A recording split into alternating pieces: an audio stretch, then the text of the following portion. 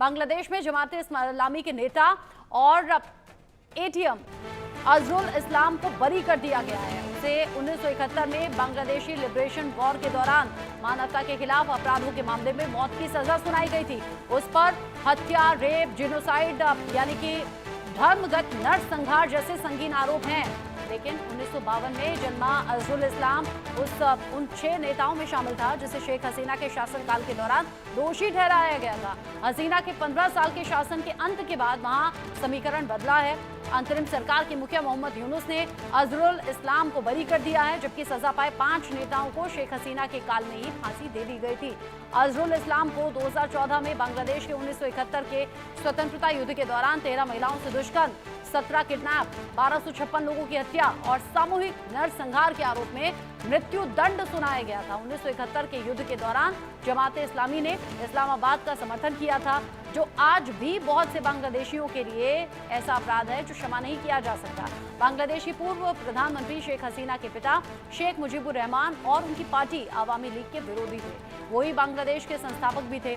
ऐसे में हसीना ने अपने शासनकाल में जमात इस्लामी पर बैन लगाया और उसके नेताओं के खिलाफ सख्त रवैया भी अपनाया। उन्होंने अजरुल इस्लाम को साल 2012 में युद्ध अपराधों के लिए गिरफ्तार करवाया और 2014 में सजाए मौत दिलाई।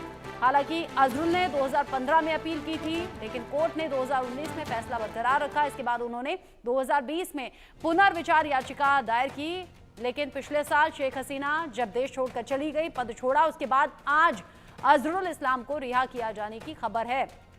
पीके सहगल सर, शर्मनाक बड़ा नहीं है ये यूनुस के लिए? मोहम्मद यूनुस अगर ऐसे एक के बाद एक फैसले करते रहेंगे अपने अंतरिम सरकार के प्रमुख रहते हुए, तो फिर क्या करेगी बांग्लादेश की आवाम, या फिर क्या कहेगी इस तरह के फैसलों पर?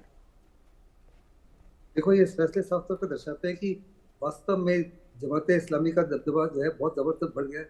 उनका बहुत जबरदस्त होल्ड है यूनुस के ऊपर, और यूनुस जो है वही कार्रवाई कर रहे हैं जो वास्तव में जमात इस्लामी चाहते हैं, जो पाकिस्तान की ISI चाहती है, जो चाइना चाहती है।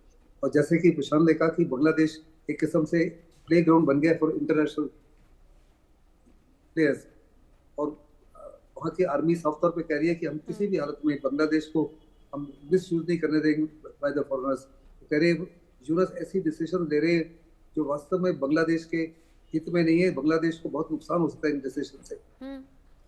और इवन जो चिकन नेक एरिया के पास में जो चाइना एक एयरबेस को रिवाइव करना चाहता है, वो साफ तौर पे हिंदुस्तान की वल्नरेबिलिटी को के लिए काफ़ी खतरा है।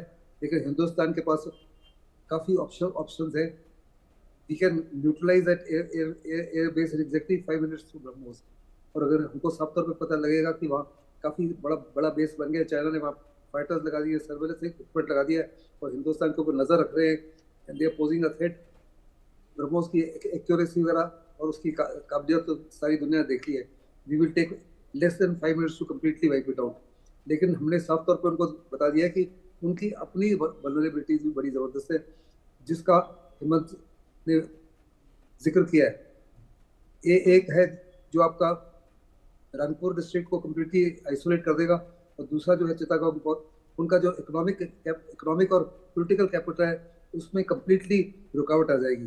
That is only 22 kilometres apart, and India can at will. India is a very huge military power. Bangladesh is nowhere near it.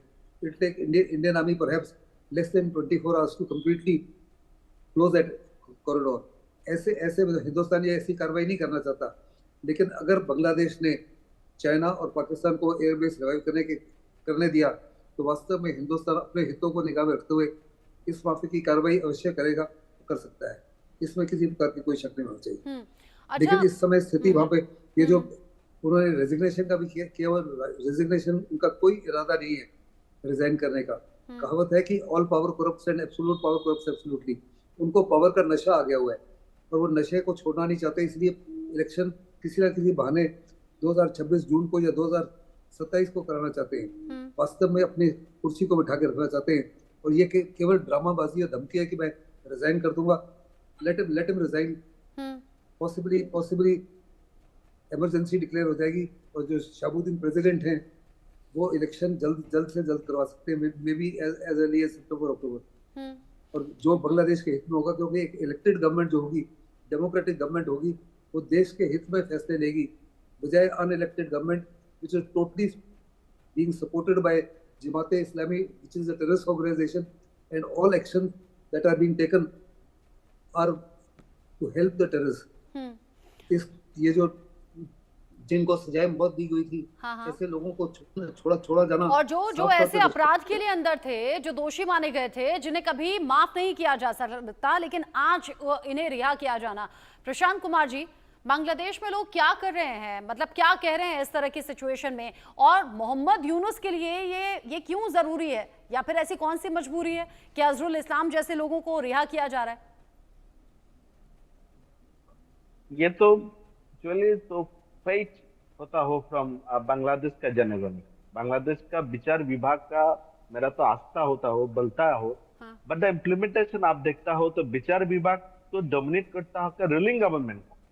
आपका एटीएम मजारुल इस्लाम का राय दिया था बिकॉज ऑफ योर जमात का विचार के दर होता है, आपका अमूलिक अमल का ये तो विचार तो मृत्युदंड होता हो भैया, ये तो प्रहसन होता हो।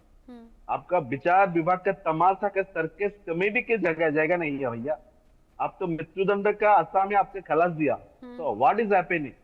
ये तो रूलिंग का चेंज, विचार विभाग का स्वाधीन सार्वभौमत्व स्वतंत्र करता हो, ये तो constitution ideology, but what is happening we see in the Bangladesh, it's not a good practice. Democratic country बोलता हो, इधर में शासन आइन शासन का बोलता हो, बट आप इम्प्लीमेंटेशन होता हो का बट वेरी बैड, एंड आप द सिनारी होता हो इधर में फ्रॉम पॉलिटिक्स आप बोलता हो डबगब प्रेजेंट गवर्नमेंट, ये तो आपातकालीन गवर्नमेंट मेरा बुझता हो, इधर में ये तो गवर्नमेंट का परिपक्व गवर्नमेंट नहीं है, इधर तो lots of they have been struggling होता हो इधर में, एंड चैलेंज होता हो मेरा बुझता हो, but the how you can just disseminate the programme.